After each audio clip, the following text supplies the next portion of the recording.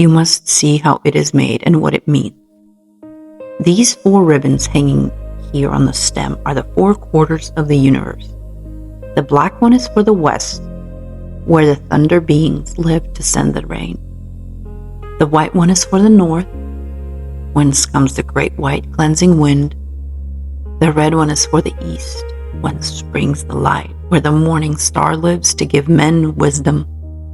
The yellow for the south, when comes the summer and the power to grow. But these 4 spirits are only one spirit after all. And this eagle feather here is for that one, which is like a father. It is also for the thoughts of men that should rise high as eagles do. Is not the sky a father and the earth a mother? And are not all living things with feet or wings or roots their children?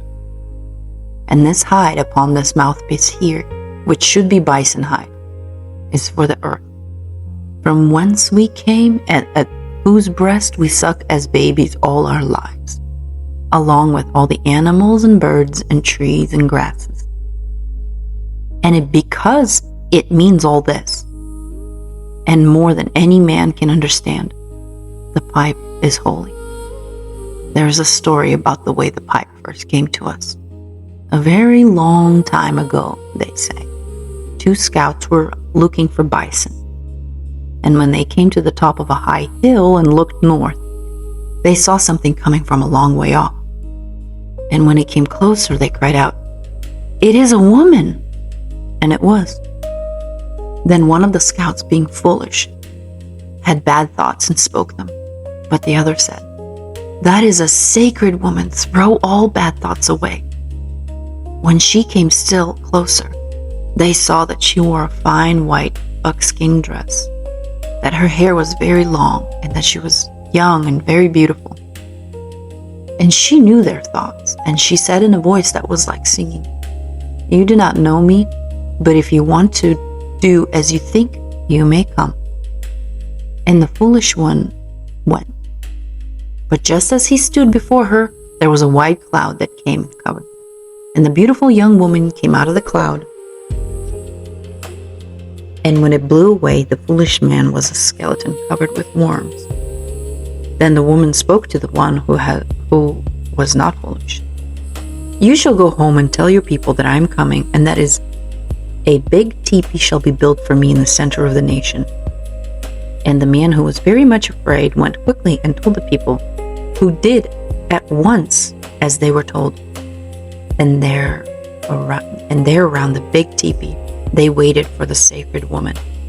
And after a while she came, very beautiful and singing.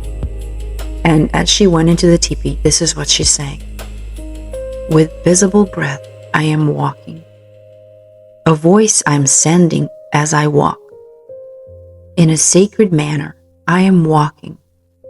With visible tracks I am walking. In a sacred manner I walk." And as she sang, there came from her mouth a white cloud that was good to smell. Then she gave something to the chief, and it was a pipe with a bison calf carved on one side to mean the earth that bears and feeds us, and with 12 eagle feathers hanging from the stem to mean the sky and the 12 moons, and those were tied with a grass that never breaks. "Behold," she said, "with this you shall multiply and be a good nation. Nothing but good shall come from it. Only the hands of the good shall take care of it, and the bad shall not even see it." Then she sang again and went out of the teepee. And as the people watched her going, suddenly it was a white bison galloping away and snorting, and soon it was gone. This they tell, and whether it happened so or not, I do not know. But if you think about it, you can see that it is true.